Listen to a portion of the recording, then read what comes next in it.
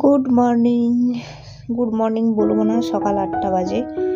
অনেক আগেই উঠেছি, ফ্রেশ হয়ে একটু চা বিস্কিট খেয়ে নিলাম, একটু কিছু ড্রাই ফ্রুটস খেলাম। আজকে একটু শরীরটা ভালো, এই যে রান্না করছি, বেগুন ভাজছি দুজনের জন্য। তো 4 টুকরো বেগুন ভাজছি, আর এদিকে একটা রান্না হবে, সেটা হচ্ছে বেগুন ডাঁটা আলু দিয়ে একটা তরকারি হবে। আর এদিকে ভাত বসিয়ে দিয়েছি। তো চোখ মুখ দেখে তো বুঝতেই পারছো আমার অনেকদিন ধরেই শরীরটা খারাপ। তোমাদের সামনে খুব ভালোভাবে যে ভিডিও আনতাম সেটা করতে পারছি না, আমার সত্যি খুবই খারাপ লাগছে। আর এদিকে অনেকগুলো জামা কাপড় আমার হাজব্যান্ড হচ্ছে ভিজিয়ে দিচ্ছে আজকে, মানে কাচিয়ে দেবে। এখানে যে ভাড়া বাড়িতে থাকি, এই বাড়িতে যে মাসি এসে কাজ করে ওদের, তো মাসিকে দিয়েই কাচানো হবে, কারণ আমার পক্ষে তো সম্ভব হচ্ছে না। তো একটু পয়সা দিয়ে দিলে সে করে দেবে। তো তার জন্য যা যা নোংরা আছে, অনেক জিনিসপত্র জমে গেছে, সেগুলো হচ্ছে ভিজিয়ে দেওয়া হচ্ছে, মাসি কেচে দেবে। মানে অনেক সোয়েটার টোয়েটার রয়ে গেছে, সেগুলোকে ভিজিয়ে দেওয়া হচ্ছে।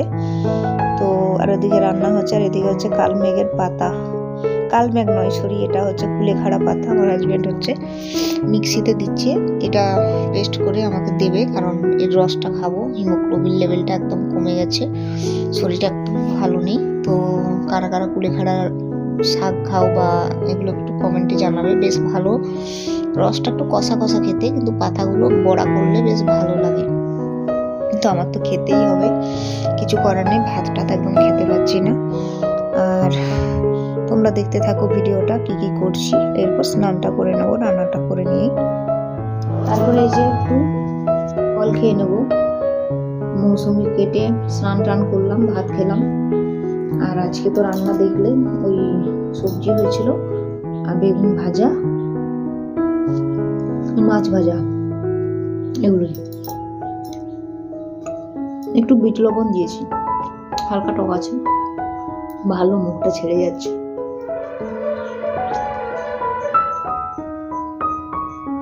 আর রান্নাটুকু করছি, বিকেলবেলা একটু বেরোই, এটাই জাস্ট, আর কোনো কাজ করিনি। ঠাকুরকে পুজো দিলাম।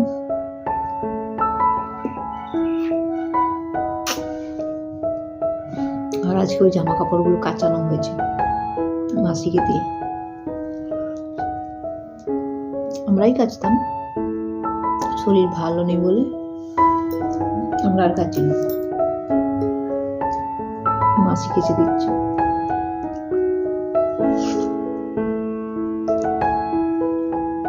একটা টাকা দিয়ে দিই, করে দেয়।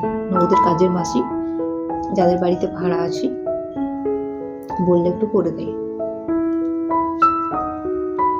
আমাদের অসুবিধা হলে করায়।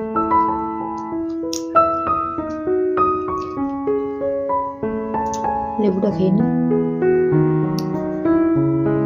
আর এখন একটু ঘুমাবো, শরীরটা রেস্ট লাগবে। খেতে ইচ্ছা করছে না, ভাত বেশি খাইনি, খেলাম, খেতে পাচ্ছি না খুব একটা, শরীরটা দেখে তো বুঝতেই পারছো।